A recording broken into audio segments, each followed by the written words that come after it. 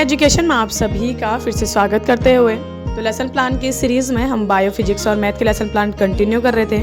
तो आज मेरे पास मैम का जीव विज्ञान का लेसन प्लान है। 35 मिनट की इसमें अवधि रहती है और क्लास 6 to 9 जिस भी क्लास में ये टॉपिक हो आप उस क्लास के लेसन प्लान के लिए आप इसका पैटर्न यूज़ कर सकते हैं। जो हमारा मेन प्रकरण है यानी कि जो हमारा टॉपिक है वो रहेगा अंतर्द्रव्यी जालिका।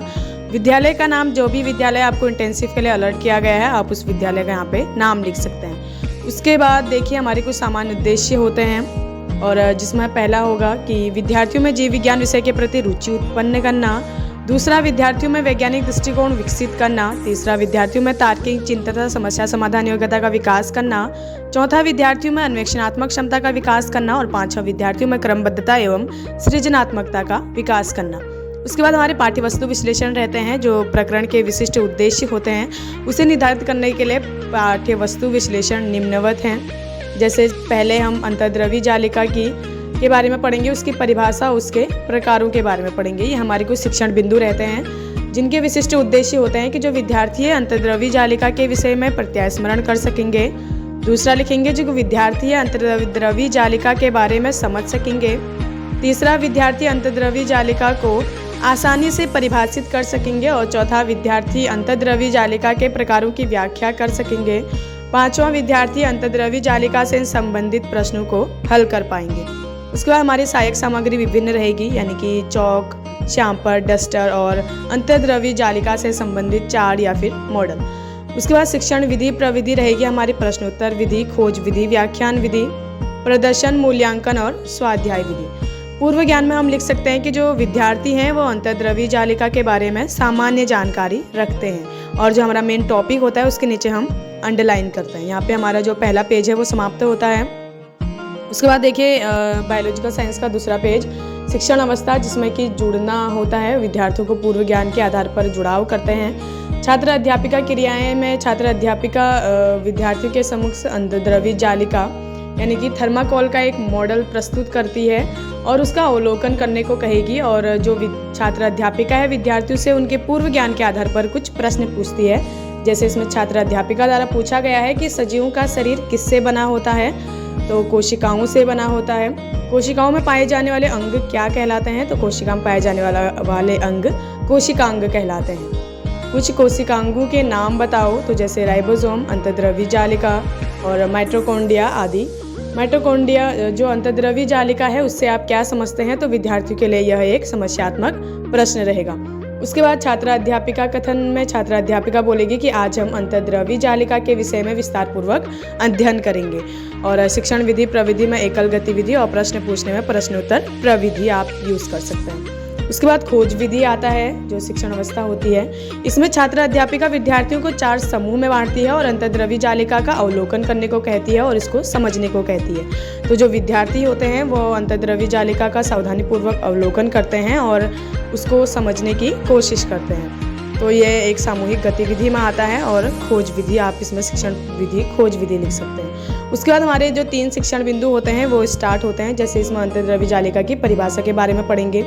तो जो छात्र अध्यापिका है विद्यार्थियों का ध्यान चार्ट की ओर आकर्षित करती है और चित्र पर दर्शाते हुए कुछ प्रश्न पूछती है। जैसे आप यहाँ पे देख सकते हैं सहायक सामग्री में छोटा सा चार्ट लगाया गया है जिसमें अंतर्द्रव्यी जालिका के अंदर यानी कि एंडोप्लाज्मिक रेटिकुलम, उसमें रफ, स्मूथ और गोल्जी बॉडी, गोल्जी अपरेटस और सेंट्रोसोम सारी चीज़ें यहाँ पे जो छात्र अध्यापिका है उसके द्वारा दर्शाई गई है।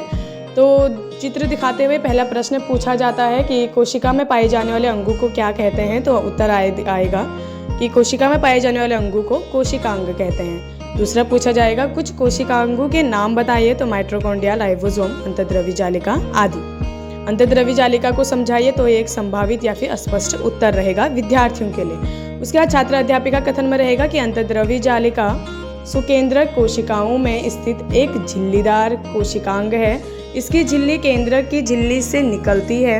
इलेक्ट्रॉन सूक्ष्मदर्शी से अध्ययन करने के पश्चात यह पता चला कि सुकेंद्र कोशिकाओं के कोशिका द्रव्य में चपटे आपस में जुड़े थैलायुक्त छोटी नालिकावत जालिका तंत्र बिखरा रहता है। तो इस तरीके से आपको जो भी चीज़ें आती हैं, जैसे कोशिका में इसके 2 प्रकार होते हैं। एक तो होता है स्मूथ यानी कि चिकनी अंतर्द्रवी जालिका और एक होता है खुरदुरी अंतर्द्रवी जालिका यानी कि रफ एंडोप्लाज्मिक रेटिकुलम। और इसमें छात्र अध्यापिका क्रियाएं में आप देख सकते हैं जो विद्यार्थी हैं वो ध्यानपूर्वक सुनते हैं।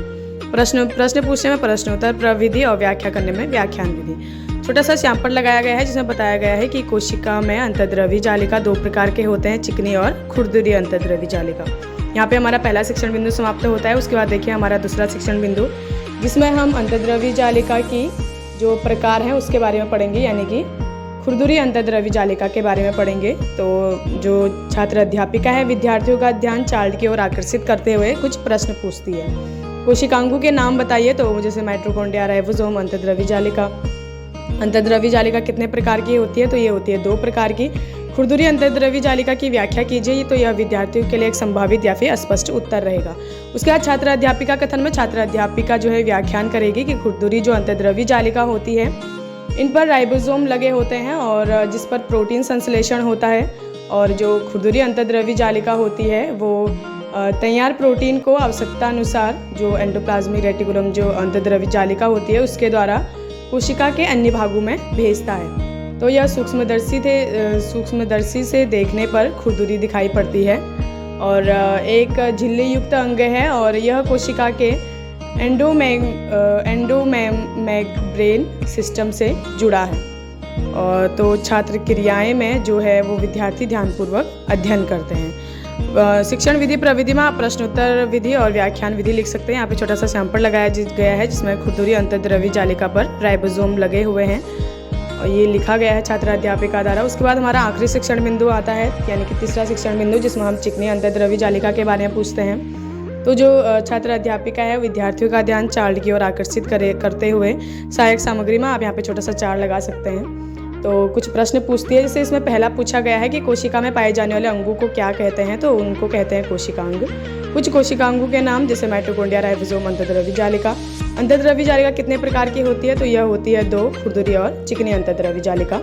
चिकनी अंतर्द्रवी जालिका के को समझाइए या फिर आप इसके बारे में क्या जानते हैं, तो विद्यार्थियों के लिए एक संभावित या फिर अस्पष्ट उत्तर रहता है। और यहाँ पे चार्ट दिखाने में प्रदर्शन सा और प्रश्न पूछने में आप प्रश्नोत्तर विधि लिख सकते हैं। उसके बाद छात्र अध्यापिका कथन में जो छात्र अध्यापिका होती है वो चिकनी अंतर्द्रवी जालिका की व्याख्यान करती है, तो आप यहाँ पे व्याख्यान विधि लिखेंगे। इसके बाद इसकी व्याख्या करते हुए जो छात्र अध्यापिका है वो कहती है कि जो चिकनी अंतर्द्रवी जालिका है वो राइबोसोम रहित होता है। चिकनी अंतर्द्रवी जालिका वसा या फिर लिपिड अणुओं को बनाने में मदद करता है और जो इसमें झिल्लियों का एक नेटवर्क होता है जो मुख्य रूप से प्रोटीन के परिवहन में मदद करता है और यह एक कोशिका अंग है जो नाभिक से साइटोप्लाज्म में फैला होता है। और यहाँ पे छोटा सा सैंपल भी लगाया गया है छात्र अध्यापिका द्वारा जिसमें लिखा गया है कि चिकनी अंतर्द्रवी जालिका राइबोसोम रहित होता है। यहाँ पे हमारा जो लेसन प्लान है वो शिक्षण बिंदु समाप्त होता है। उसके बाद अंत में मूल्यांकन प्रश्न आता है जिसमें पहले विस्तार आएगा कि छात्र अध्यापिका विद्यार्थियों को अंतर्द्रवी जालिका के प्रकारों को लिखने व उसके कार्यों को बताने को कहती है। तो जो छात्र हैं वो रुचिपूर्वक कार्य करते हैं और उसके बाद मूल्यांकन हेतु जो छात्र अध्यापिका है वो मूल्यांकन हेतु कुछ प्रश्न पूछती है जो उनके शिक्षण बिंदु पढ़ाए थे उन्होंने, उन्हीं के आधार पर कुछ प्रश्न पूछे जाते हैं जिसमें जो छात्र अध्यापिका द्वारा पहला पूछा गया है कि अंतर्द्रवी जालिका कहाँ स्थित होती है, तो अंतर्द्रवी जालिका सुकेंद्रक कोशिकाओं में स्थित होती है। और अंतर्द्रवी जालिका कितने प्रकार की होती है, तो यह 2 प्रकार की होती है। और तीसरा पूछा गया अंतर्द्रवी जालिका के दोनों प्रकारों के नाम बताओ, तो चिकनी अंतर्द्रवी जालिका और खुरदुरी अंतर्द्रवी जालिका। उसके बाद थोड़ा सा आगे बढ़ते हैं। विधि प्रविधि में आप प्रश्नोत्तर सा लिख सकते हैं प्रश्नोत्तर पूछने में, और मूल्यांकन कर रहे हैं तो मूल्यांकन प्रविधि। उसके बाद देखिए यहाँ पे छोटा सा सैंपल लगाया गया है जो मूल्यांकन प्रश्नों के उत्तर होंगे, यानी कि यही जो सैंपल सारांश होगा, यानी कि मूल्यांकन प्रश्नों के उत्तर ही आप सैंपल पर लिखेंगे। उसके बाद बढ़ना, यानी कि बच्चों को कुछ स्वाध्याय कार्य दिया जाता है। जैसे इसमें छात्र अध्यापिका द्वारा पहला प्रश्न दिया गया है कि अंतर्द्रवी जालिका की परिभाषा चित्र से समझाइए, और दूसरा दिया गया है अंतर्द्रवी जालिका के दोनों प्रकारों की व्याख्या कीजिए। तो जो विद्यार्थी हैं वो अपनी पुस्तिका में स्वाध्याय कार्य लिखते हैं और विधि प्रविधि में आप यहाँ पे स्वाध्याय विधि लिख सकते हैं। तो यहाँ पे जो है हमारा लेसन प्लान समाप्त होता है। Thank you. वीडियो अच्छी लगे तो वीडियो को लाइक, कमेंट एंड चैनल को सब्सक्राइब कर सपोर्ट कीजिएगा। Thank you.